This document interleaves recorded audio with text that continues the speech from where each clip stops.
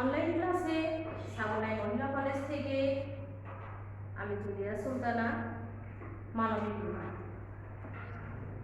ছাত্রীবৃন্দ, আজ আমি তোমাদের ক্লাস নিব প্রথম পত্রের চতুর্থ অধ্যায়। প্রথম পত্রের চতুর্থ অধ্যায়ের নাম হচ্ছে সমাজবিজ্ঞানের মৌল প্রত্যয়। প্রথম পত্রের চতুর্থ অধ্যায়ের নাম হচ্ছে সমাজবিজ্ঞানের মৌল প্রত্যয়। ছাত্রীবৃন্দ,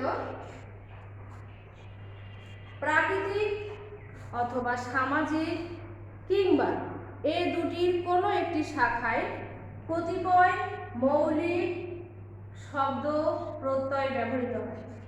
সমাজবিজ্ঞানেরও কিছু মৌলিক প্রত্যয় আছে। সমাজবিজ্ঞানের মৌলিক প্রত্যয়গুলোর মধ্যে হচ্ছে আমাদের সমাজ, সংস্কৃতি, সভ্যতা, সংঘ, দল, প্রতিষ্ঠান, সামাজিক লোকাচার, সামাজিক লোকরীতি, সামাজিক কাঠামো, সামাজিক নিয়ন্ত্রণ, সামাজিক প্রতিষ্ঠান ইত্যাদি। এই মৌল প্রত্যয়গুলো আমরা তোমাদের সামনে আলোচনা করব। সমাজবিজ্ঞানের মৌল প্রত্যয়ের মধ্যে আমরা প্রথমে আজকে আলোচনা করব। আমাদের প্রথমে আলোচনার বিষয় হচ্ছে পার্ট 1 সমাজের ধারণা। আমরা প্রথমে সমাজের ধারণা দিই, অর্থাৎ সমাজটা কি, আমরা যেখানে বসবাস করি সেটার নাম হচ্ছে সমাজ।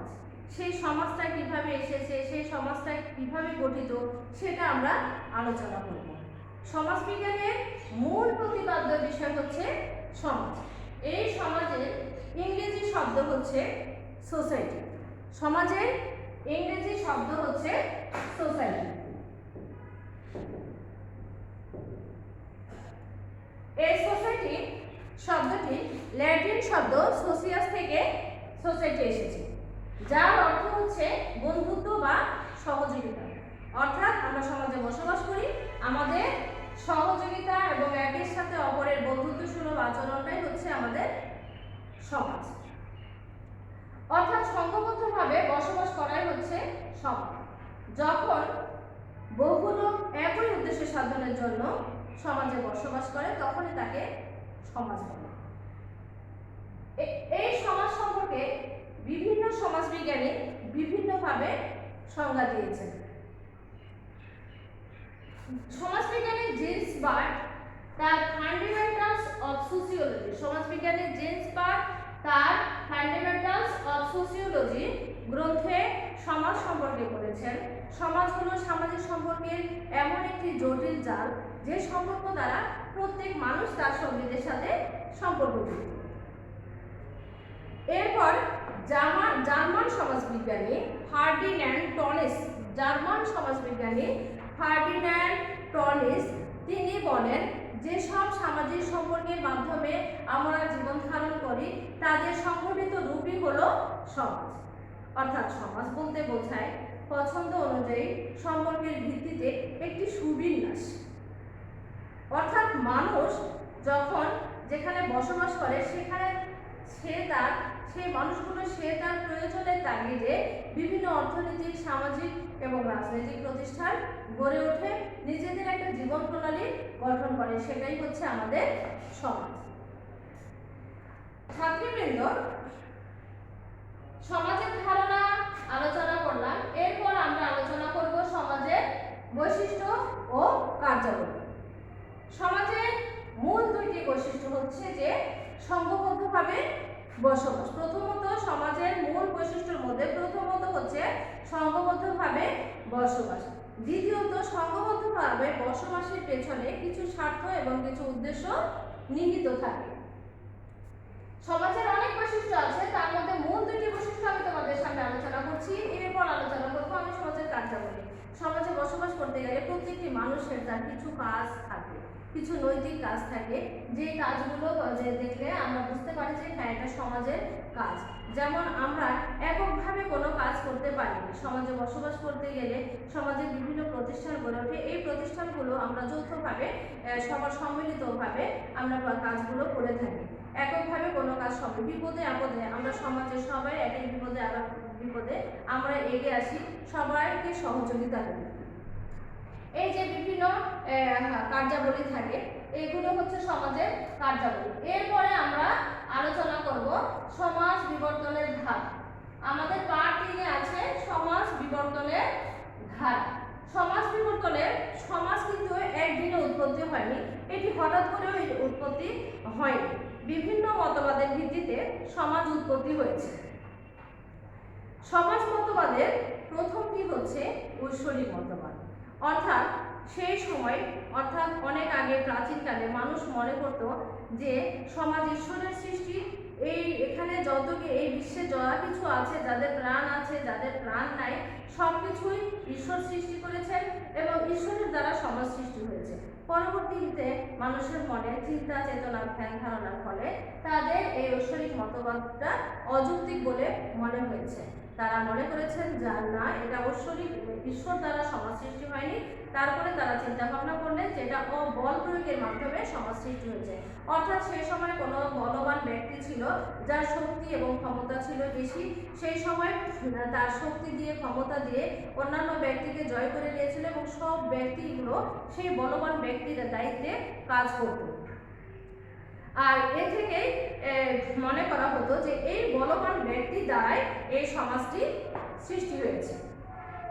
এরপর বলছে হেনরি মেইন প্রমুখ, তিনি বলছেন যে বৃদ্ধিতান্ত্রিক এবং মাতৃতান্ত্রিক এই দুইজন, পিতা এবং মাতা, এই দুইজনের সমন্বয়ে সমাজ গড়ে উঠেছে এবং পিতা মাতা সন্তান জন্ম দিয়ে বৃদ্ধি সাধন করে, এই বৃদ্ধি সাধনের পরে সমাজ সৃষ্টি হয়েছে।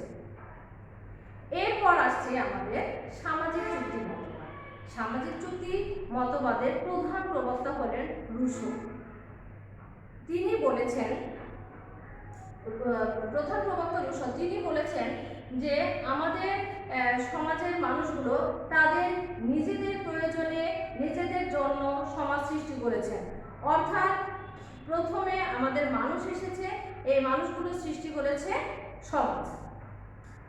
এই সমাজ সর্বজন গ্রাহ্য এবং যৌক্তিকভাবে বলা যায় যে মানুষ তার প্রয়োজনের তাগিদে সমাজ সৃষ্টি করেছে। অগাস্ট বলেন প্রতিনিয়ত সমাজের পরিবর্তন হচ্ছে এবং প্রতিনিয়তই সমাজ নতুন রূপ লাভ করছে। আর এই নতুন রূপ যতই লাভ করছে কেন, সবকিছু মানুষের প্রয়োজনের জন্য সৃষ্টি হচ্ছে। সমাজ বিবর্তনের ধারা। এরপর আমরা আলোচনা করব যে সমাজের উৎপত্তি। সমাজ বিবর্তনের ধারার সাথে আমাদের সমাজের উৎপত্তি ছিল। এরপর আমরা আলোচনা করব সমাজ বিবর্তনের সমাজতান্ত্রিক মতবাদ।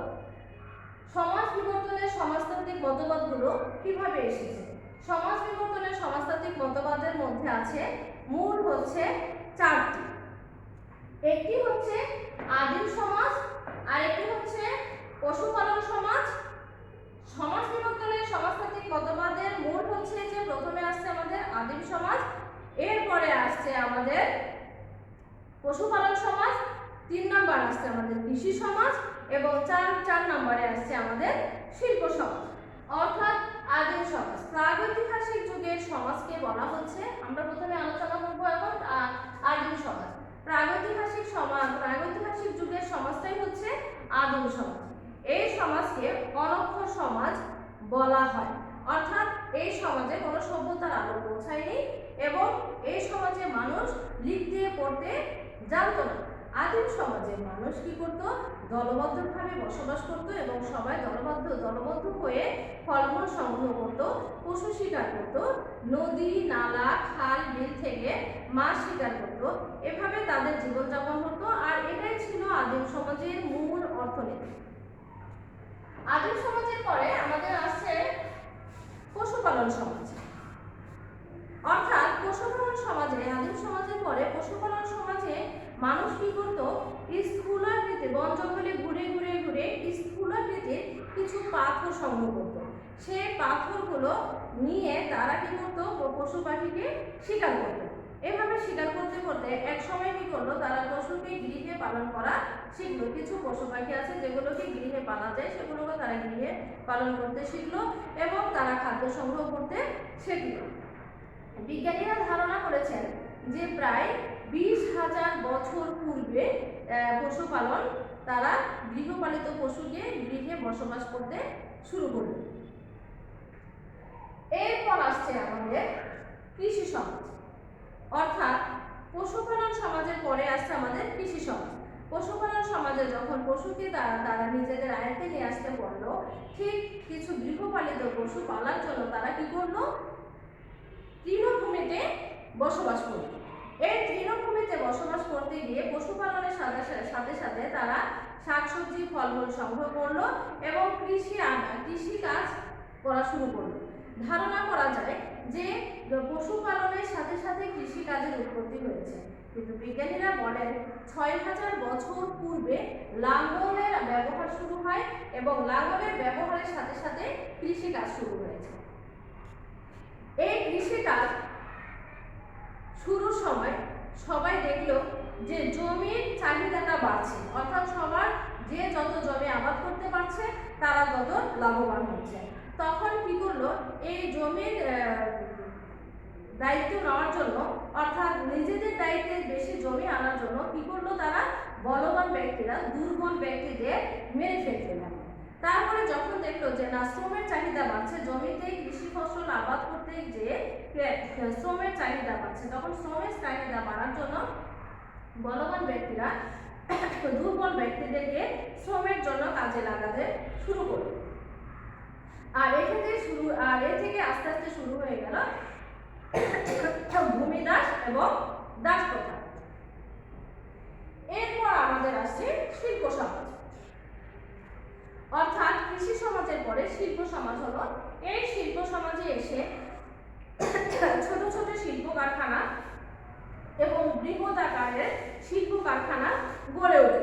আর এই ছোট শিল্প কারখানা এবং বৃহৎ আকারের শিল্প কারখানা গড়ার সাথে সাথে আমাদের মানুষগুলো, অর্থাৎ সবাই যখন কর্মহীন ছিল, তারপরে আস্তে আস্তে তারা এই শিল্প সমাজে কর্মে নিয়োজিত হলো এবং মানুষের জীবনটা আস্তে আস্তে উন্নতির দিকে এগিয়ে আসতে লাগলো।